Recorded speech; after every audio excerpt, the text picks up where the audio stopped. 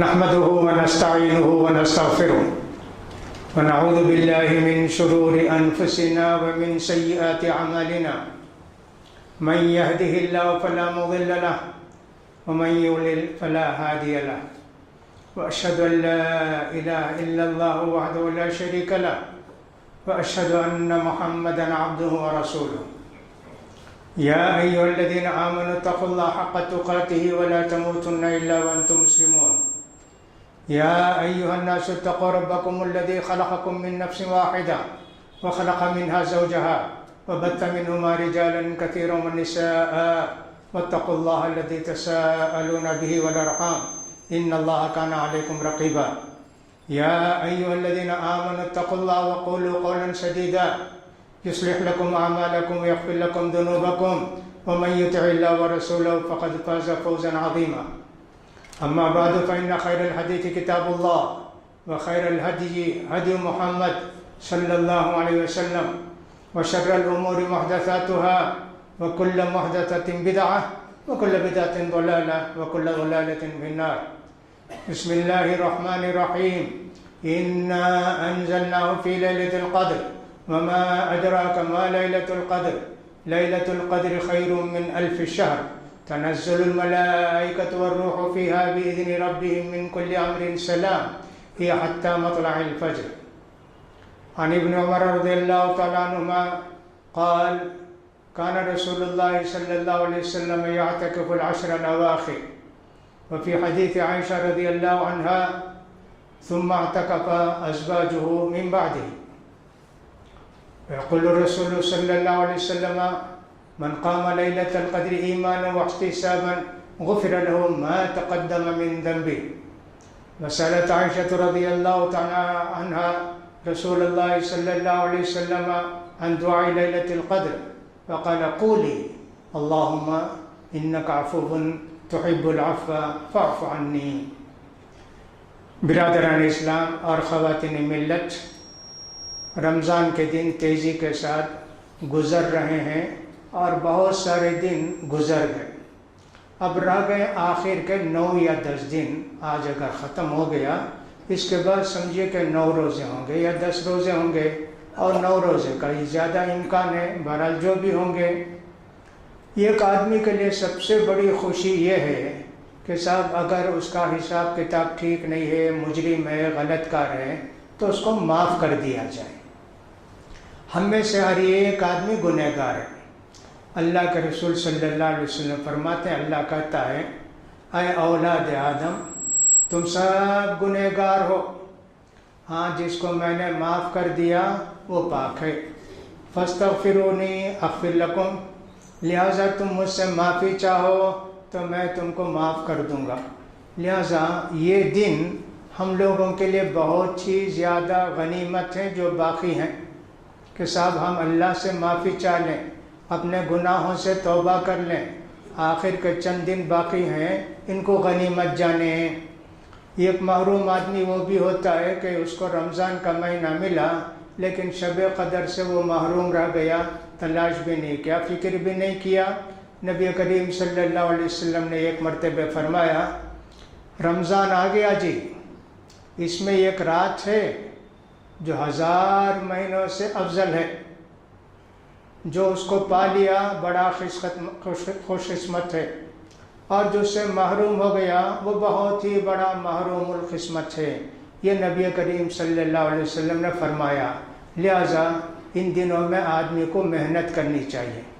ایک اور حدیث سے معلوم ہوتا ہے کہ نبی کریم صلی اللہ علیہ وسلم نے آمین کہی جب حضرت جبریل علیہ السلام نے یہ کہا بڑا نامراد ہے، ناکام ہے، اور سب ناکام ہو جائے وہ آدمی جس کو رمضان کا مہینہ ملا اور اپنے گناہ معاف نہیں کرا لیا. تو اللہ کے رسول نے کہا معروم ہو جائے آمین. تو لہٰذا وہ لوگ جو کہ رمضان کی قدر نہیں کیے اب بھی توبہ کرنے کے لیے اور رمضان کے مہینے کی خیر و برکت پانے کے لیے ان کے لیے بڑا موقع ہے.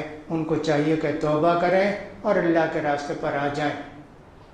کوئی آدمی جس کا کہ کوئی کیس ہے، سمجھیے مجرم ہے، غلط ہے، اس کے لیے تاریخ پڑتی ہے کہ سب فلاں تاریخ تم کو پیشی ہونا ہے، اس دن تم آؤ دیکھا جائے گا. اب اس کو کتنی ڈر بھی ایک طرف ہے اور دوسری طرف امید بھی ہے کہ عدالت سے کورٹ سے مجھے آج بری کر دیا جائے گا اور کہہ دیا جائے گا جاؤ تمہارا قصور نہیں ہے. کتنی خوشی اس کو ہوگی.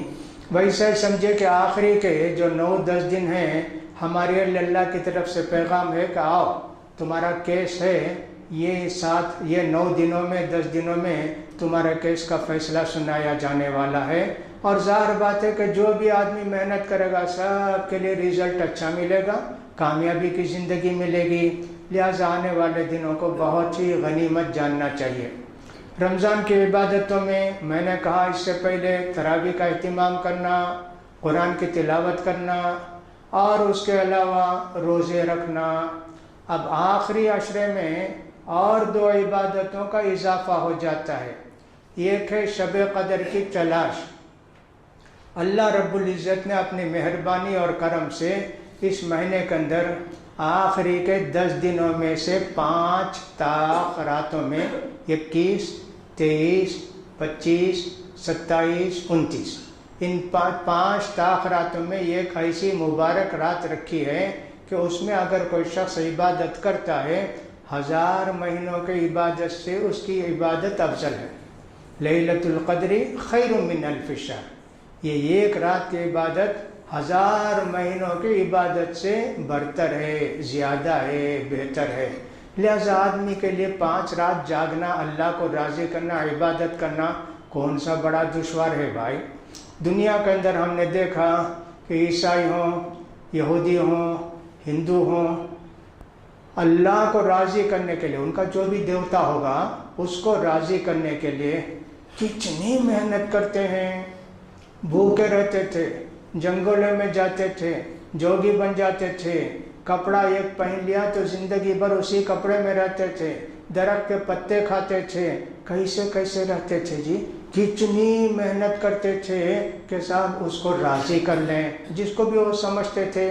عیسائیوں کا بھی طریقہ ایسے ہی تھا کہ شادی بھی نہیں کرتے تھے کہ شادی کرنے سے بہت ساری مصروفیات ہو جائیں گی، وہ بھی نہیں کرتے تھے. اور اسی طرح یہودیوں کا مسئلہ ایسا تھا کہ صاحب سو گئے تو رمضان ان کا روزہ شروع، ایک مرتبہ کھانا 24 گھنٹے میں اتنا ہی. اگر اس میں بھی کوئی آدمی سمجھیے کہ سورج ڈوبنے سے پہلے سو گیا، اب 48 گھنٹے اس کا روزہ. ان سب سے ہٹ کر اللہ تعالیٰ نے ایسی آسان شریعت ہم کو دی کہ صاحب اس کے اندر آدمی 1 مہینہ اگر ہمت کرے اور اللہ کی عبادت میں مشغول ہو جائے، سال بھر کی اصلاح ہو جاتی ہے. لہذا 5 رات میں جاگ کر اللہ کی عبادت کرنی ہے. اتنی افضل راتیں ہم کو ملنے والی ہیں. اللہ کی مصلحت تھی کہ اس رات کو ظاہر نہ کرے کون سی رات ہے، اور یہ بھی مصلحت معلوم ہوتی ہے کہ اللہ نے ہمیشہ ہر سال ایک ہی رات نہیں رکھی، کبھی 21، کبھی 23، کبھی 25، کبھی 27، کبھی 29. یہ رات کو یا بدلتے رہتی ہے. اس کا بھی مطلب یہ ہوتا ہے کہ بندے زیادہ سے زیادہ عبادت کریں اور اللہ کا اجر و ثواب حاصل کریں. اسی لیے اللہ تعالیٰ نے فرمایا لِتُكَبِّرُوا اللَّهَ عَلَىٰ مَا هَدَاكُمْ وَلَعَلَّكُمْ تَشْكُرُونَ. یہ سب روزے جو فرض کیے گئے 3 مقصد ہے اس کا: تقوی پیدا کرنا، اللہ کی بڑائی بیان کرنا، شکر کی زندگی گزارنا. تینوں چیزیں حاصل ہو جانا چاہیے اس مہینے کے اندر. تو نبی کریم صلی اللہ علیہ وسلم فرماتے ہیں التمسوها فی العشر الاواخر فی الوتر منها. اس شب قدر کو آخری کی 10 راتوں میں تلاش کرو، ان 10 راتوں میں سے بھی طاق راتوں میں تلاش کرو. یہ نبی کریم صلی اللہ علیہ وسلم نے فرمایا ہے. یہ ایک عبادت تو ہے شب قدر کی تلاش. حضرت عائشہ نے پوچھا کہ اللہ کے رسول اگر مجھے معلوم ہو کہ آج شب قدر ہے یا کہ شب قدر میں مجھے کیا دعا کرنی چاہیے؟ نبی کریم صلی اللہ علیہ وسلم نے فرمایا اللہم انک عفو تحب العفو فاعف عنی. اے اللہ تو معاف کرنے والا ہے، معاف کرنے کو پسند کرتا ہے، مجھے معاف کر دے اللہ. یہ دعا کرو. یہی ایک دعا کرنا نہیں ہے، ہر طرح کی دعا کیجئے، اس کے ساتھ یہ دعا بھی بار بار کرتے رہیے. اس لیے کہ اللہ کے اگر معافی ہو گئی اس سے بڑا خوش خدمت انسان کون ہوگا. لہٰذا یہ دعا بھی کریں، اس کے ساتھ دوسری دعائیں بھی کرتے رہیں. نبی کریم صلی اللہ علیہ وسلم کے تعلق سے آتا ہے کہ جب آخری کے 10 روزے باقی رہ جاتے تو نبی کریم صلی اللہ علیہ وسلم شد مئزرہ تیار ہو جاتے عبادت کے لیے، اسے پورے ہی تیار رہتے تھے اللہ کے رسول۔ اب آخری کے 10 دنوں میں اور بھی زیادہ تیار ہو جاتے۔ وَأَيْقَظَ أَهْلَهُ، گھر والوں کو بھی جگاتے، اٹھو یہ آخری راتیں ہیں، اللہ کو راضی کرو۔ أَيْقَظَ لَيْلَهُ، رات بھر اللہ کے رسول جا کر عبادت کرتے۔ اس لیے آخری عشرے میں اللہ کے رسول صلی اللہ علیہ وسلم اعتکاف کرتے تھے۔ اعتکاف کا مطلب ہوتا ہے کہ مسجد کا کوئی حصہ کوئی کونا پکڑ لینا عبادت کے لیے۔ ویسے بھی آدمی کیا کرتا ہے، رمضان آتا ہے تو کلب تفریح یہ سب چھوڑ کے زیادہ وقت گزارنے کی کوشش کرتا ہے عبادت میں، تلاوت میں۔ اب جہاں آخری دن آتے ہیں تو سب کو چھوڑ دیتا ہے، بیوی کو، بچے کو، دوستوں کو، گلی کو، بازار کو، ساتھ چھوڑ دیتا ہے۔ اب اللہ کے گھر میں آ کے پہنچ جاتا ہے۔ اللہ اکبر، یہ کتنا بہترین موقع ہے اس کے لیے۔ رمضان میں روزہ رکھ کر انسان فرشتہ جیسا بن جاتا ہے، اس لیے کہ فرشتے کھاتے بھی نہیں پیتے بھی نہیں، لہذا روزے دار بھی کھاتا بھی نہیں پیتا بھی نہیں۔ اور یہ آخری جب 9-10 راتیں رہ جاتی ہیں، رات میں جا کر ایک اور بھی فرشتے کی خصلت اپنا لیتا ہے، فرشتے سوتے نہیں، یہ انسان بھی رات بھر عبادت کر کے فرشتہ جیسا بن جاتا ہے۔ تو 2 عبادتیں رمضان کے آخری ان 10 راتوں میں، ایک تو شب قدر کو پانے کی کوشش کرنا۔ شب قدر کو پانے کی کوشش کرنے کا مطلب یہ ہوتا ہے رات میں جاگ کر اللہ سے دعا کرتے رہنا، جس کی بھی ضرورت ہو دعا کیے، تھک گئے تلاوت کیے، پھر اس کا نفل نماز پڑھے، کچھ نہ کچھ نیکی کے کام کرتے رہنا چاہیے۔ یہ کب ہوگا؟ آدمی اکیلا رہے گا تو 2-3-4 آدمی مل جائیں گے تو کوئی قصہ، کوئی کہانی، کوئی واقعہ، کوئی دین کی بات ایسے کرتے کرتے شیطان کہیں نہ کہیں لے جائے گا۔ اس لیے اعتکاف کے اندر یہی نہ ہوتا ہے، کسی سے تعلق نہیں، بعض ان کے والد صاحب ہوں گے، بعض ان کا بھائی ہوگا، کوئی تعلق نہیں، شب قدر پانا ہے نا، اکیلے رہو۔ جب شب قدر ملتی ہے بیٹھ کے بات کرتے رہے، فلاں کرتے رہے، کہاں سے شب قدر ملے گی جی؟ نہیں ملے گی۔ اس لیے آخری کے 10 راتوں میں اعتکاف کرنا لوگوں نے سنت لکھا ہے، سنت موقدہ لکھا ہے۔ اس کا مطلب یہ ہوتا ہے کہ اللہ کے رسول نے ہر سال اعتکاف کیا، اس کو سنت موقدہ کہتے ہیں۔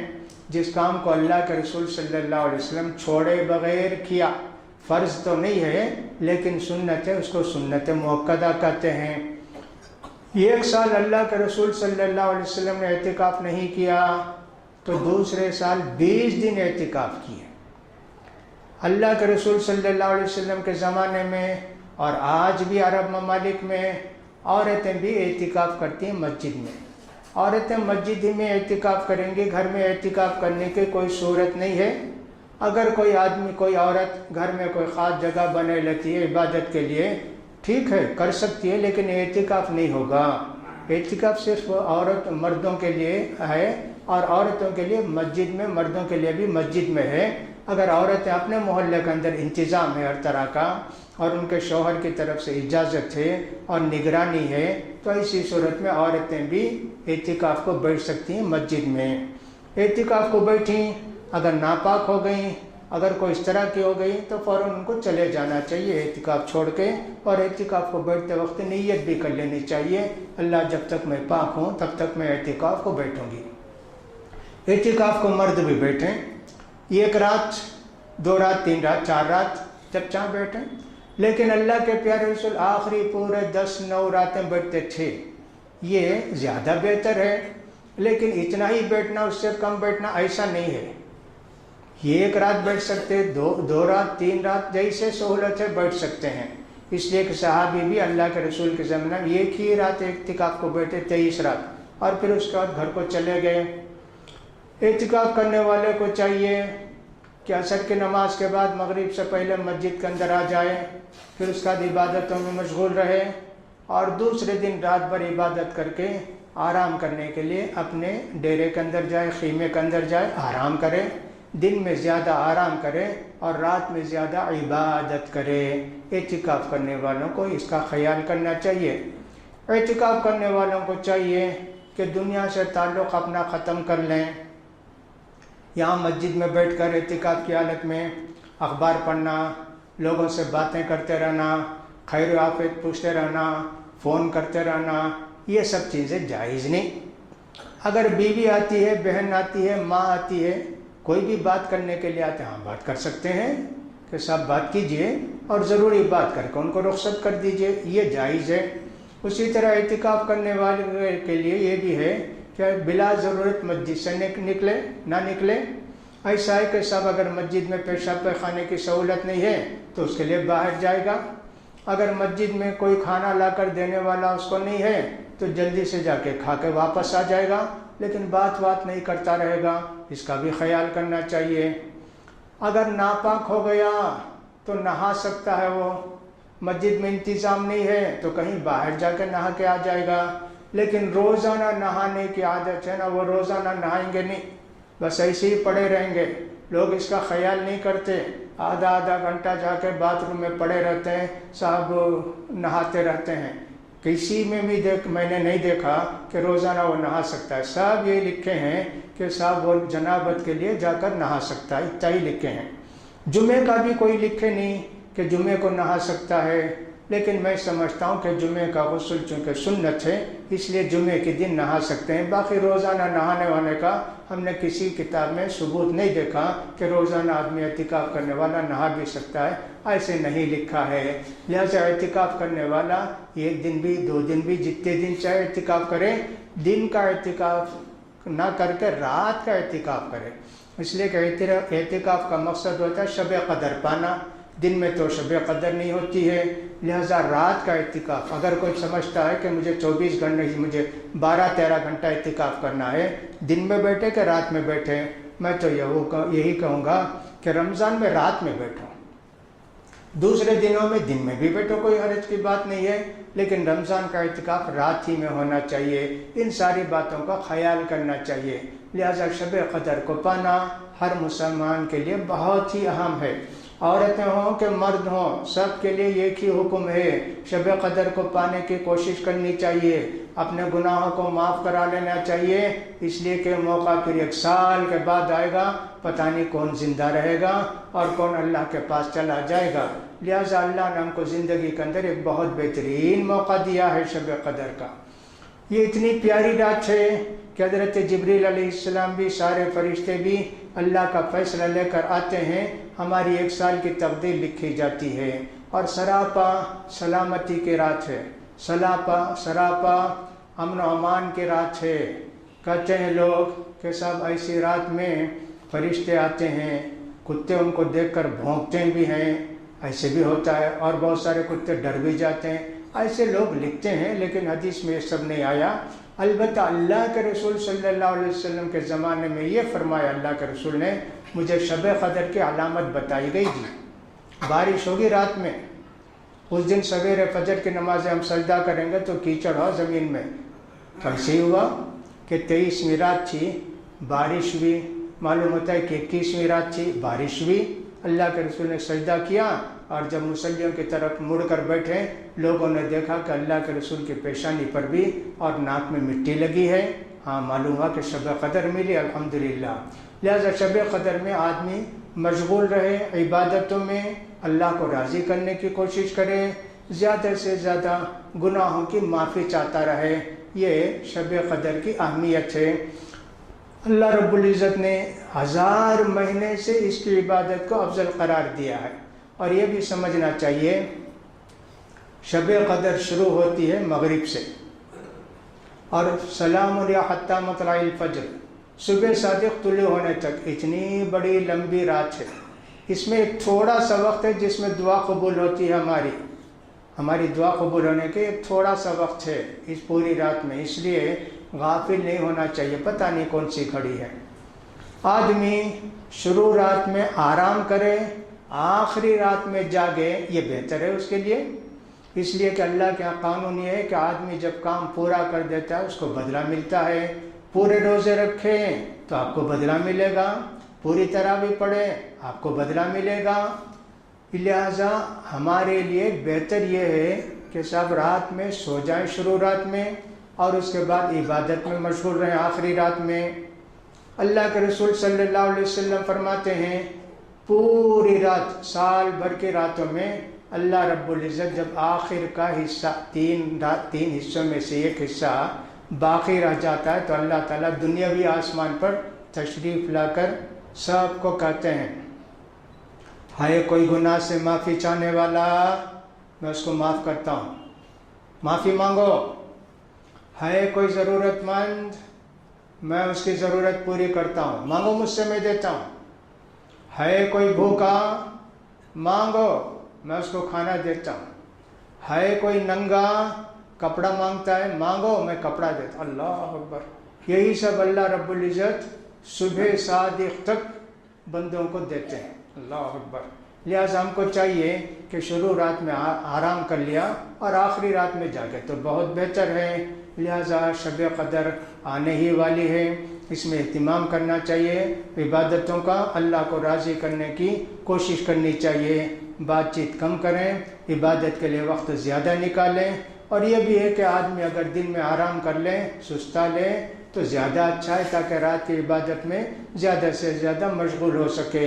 لہٰذا ہر مسلمان کو اس شب قدر کو پانے کی کوشش کرنی چاہیے. اللہ رب العزت سے دعا ہے کہ اللہ تعالی ہم کو اور سارے مسلمانوں کو شب قدر پانے کی توفیق نصیب فرمائے. ہر مسلمان کے حق میں شب قدر لکھے اور آخری کے چند دن باقی رہ گئے تو جس طرح اللہ نے ہم کو توفیق دے عبادت کرنے کی، ویسی توفیق اللہ تعالیٰ ہم کو باقی دنوں میں بھی دے اور آنے والے دنوں میں زیادہ سے زیادہ عبادت کرنے کی اللہ تعالیٰ ہم سب کو توفیق نصیب فرمائے. اللہ تعالیٰ مسلمان جہاں بھی رہیں ان کے مدد فرمائے. اللہ تعالیٰ ان کو خوشحال رکھے، ان کی پریشانیوں کو مصیبتوں کو دور کرے. جو کچھ عبادت اللہ تعالیٰ کی ہم نے اس مہینے میں کی ہے اللہ ان سب کو قبول فرمائے، اس کا بہتر سے بہتر بدلہ ہم سب کو نصیب فرمائے. اقول قولی ھذا واستغفر اللہ لی ولکم ولسائر المسلمین فاستغفروہ انہ هو الغفور الرحیم. بسم اللہ.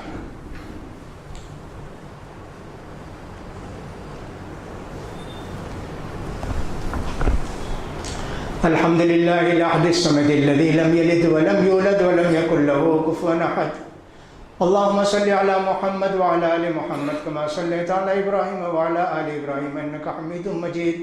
اللهم بارك على محمد وعلى آل محمد كما باركت على إبراهيم وعلى آل إبراهيم إنك حميد مجيد. ربنا آتنا في الدنيا حسنة وفي الآخرة حسنة وقنا عذاب النار. ربنا اغفر لنا ولإخواننا الذين سبقونا بالإيمان ولا تجعل في قلوبنا غلا للذين آمنوا ربنا إنك رؤوف رحيم. اللهم انصر من نصر دين محمد صلى الله عليه وسلم واجعلنا منهم، واخذل من خذل دين محمد صلى الله عليه وسلم ولا تجعلنا منهم. اللهم اعز الإسلام والمسلمين واخذل الكفرة والمشركين والنصارى واليهود والنصارى.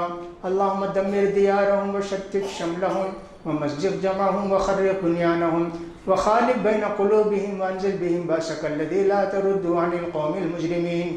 اللهم إنا نجعلك في نحورهم ونعوذ بك من شرورهم. اللهم اكفناهم بما شئت، اللهم اكفناهم بما شئت. اللهم خذهم أخذ عزيز مقتدر. اللهم لعن الكفرة من أهل الكتاب اليهود والنصارى. اللهم لعنهم لعنا كبيرا الذين يصدون عن سبيلك ويقاتلون أولياءك ويكذبون رسلك. اللهم زلزل أقدامهم، اللهم زلزل أقدامهم وألق في قلوبهم الرعب والمهابة يا رب العالمين. عباد الله رحمني ورحمكم الله، إن الله يأمر بالعدل والإحسان وإيتاء ذي القربى وينهى عن الفحشاء والمنكر والبغي يعظكم لعلكم تذكرون. اذكروا الله يذكركم وادعوه يستجب لكم ولذكر الله تعالى أعلى وأولى وأجل وأهم وأتم وأكبر.